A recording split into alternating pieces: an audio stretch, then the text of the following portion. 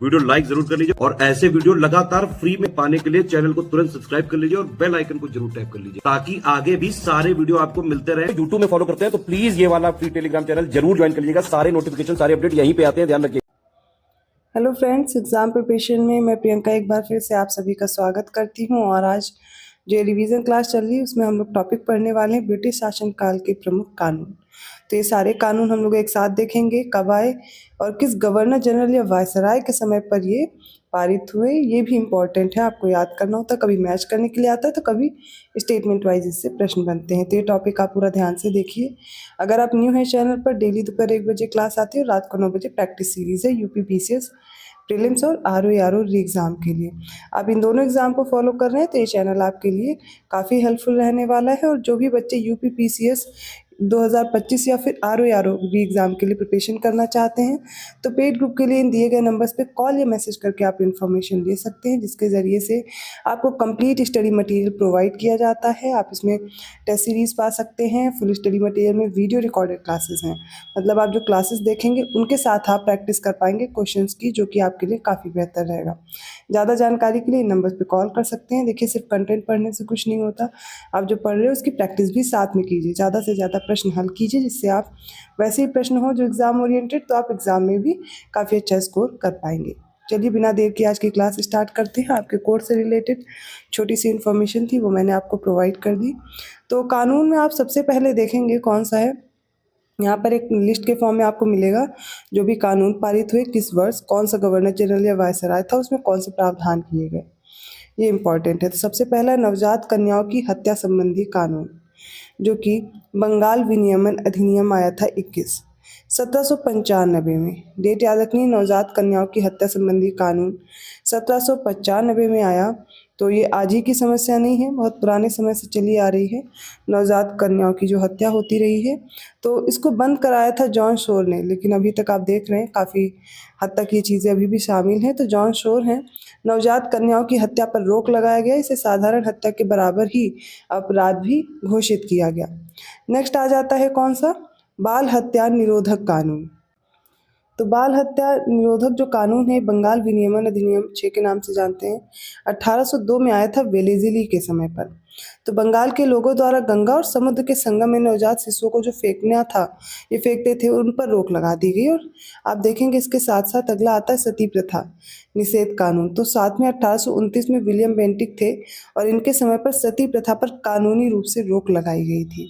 तो बाल हत्या निरोधक कानून, फिर सती प्रथा निषेध कानून आया 1829 में। इन सबकी डेट इंपॉर्टेंट है। अगला है हिंदू विधवा पुनर्विवाह अधिनियम, जो कि 1856 में आया था। तो ये कब आया, डलहौजी के समय पर। तो विधवा विवाह को कानूनी मान्यता दी गई।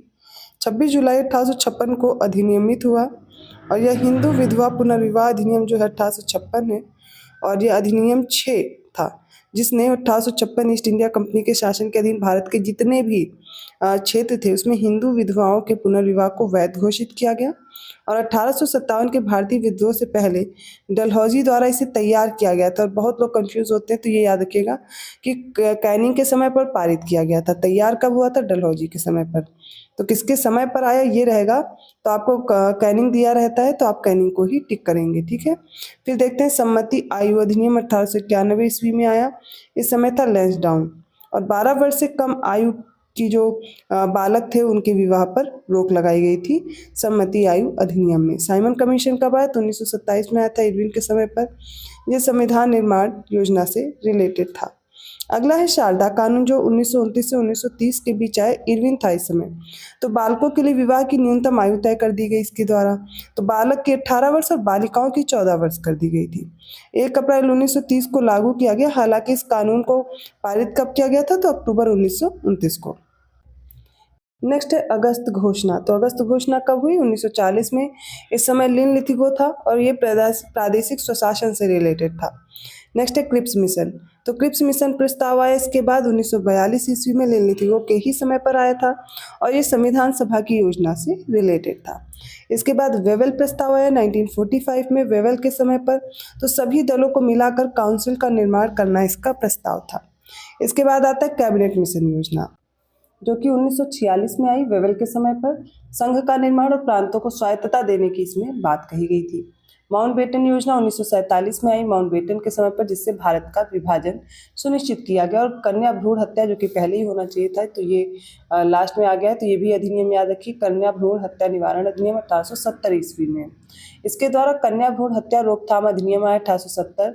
ये जो 1870 का अधिनियम था वो था 8, और इससे भी ब्रिटिश भारत में कन्या शिशुओं की हत्या को रोकने के लिए एक पारित विधायी अधिनियम बनाया गया। कुछ फैक्ट्स इन कानूनों से रिलेटेड हैं, जैसे कि शिशु हत्या की प्रथा के दमन के मामले में किए गए ब्रिटिश सरकार के हस्तक्षेप।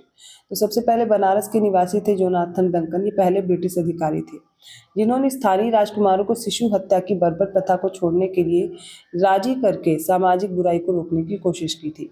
बाद में इससे जुड़े कौन, तो William Carey, fort William college के एक मिशनरी, और शिशु हत्या के उन्मूलन पर एक मुखर विरोध किया था इन्होंने। तो याद रखिएगा, विलियम कैरी का नाम भी इसमें आता है। अगर सती प्रथा की बात की जाए तो भारतीय सामाजिक जीवन में ब्रिटिश सरकार द्वारा किया गया ये अगला महत्वपूर्ण राजकीय हस्तक्षेप था, सती प्रथा का दमन। ठीक है, क्या होता था, जो विधवा होती थी अपने मृत पतियों की चिता पर बैठकर वो आत्मदाह उनका किया जाता था।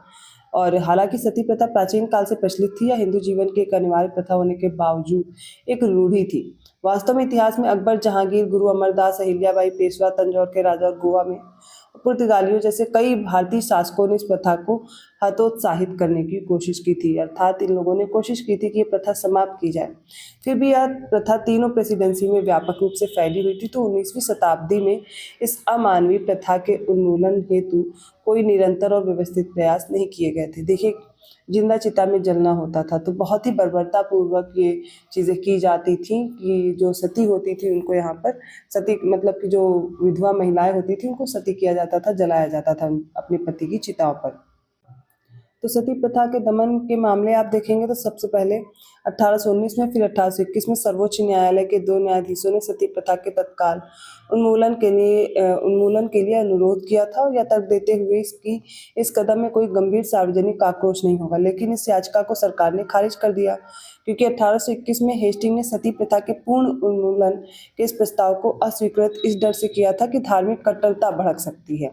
इसी तरह का संकीर्ण दृष्टिकोण उनके उत्तराधिकारी था, उनके बाद आता है एमहर्स्ट, उसने भी अपनाया था। सती प्रथा पर आयु प्रतिबंधों को सख्ती से लागू करने के लिए सतर्कता समिति का गठन भी किया गया था, और सभी उपायों के साथ सती कुप्रथा के बारे में जन जागरूकता सृजित करने के लिए सबसे पहले आप इनका नाम जरूर याद रखिए, राजा राम मोहन राय।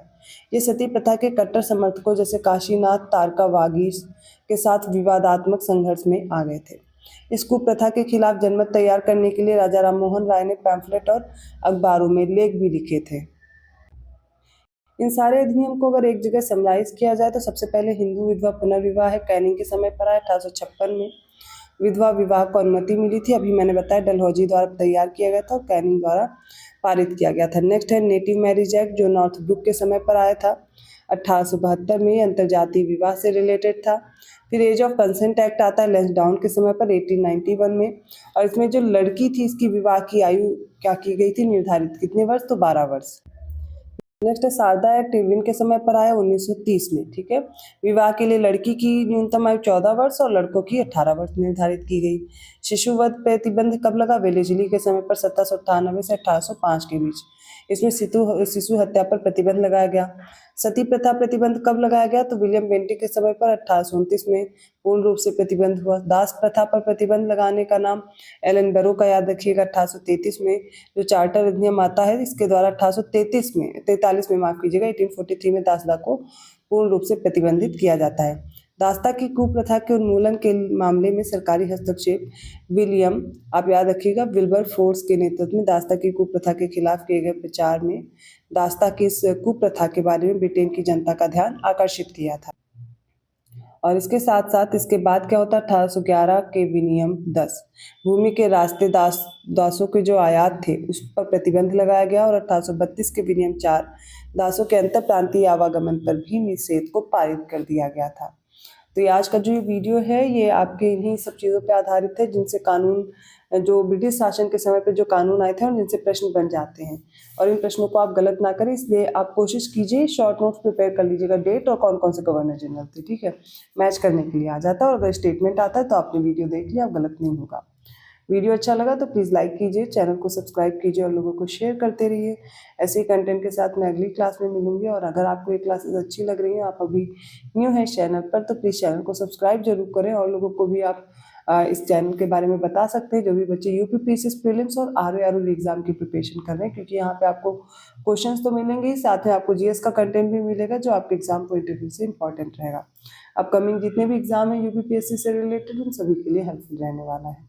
मैं मिलती हूँ अगली क्लास में, तब तक के लिए धन्यवाद। और पेड ग्रुप के लिए आप इन दिए गए नंबर्स पे कॉल या मैसेज करके इन्फॉर्मेशन ले सकते हैं।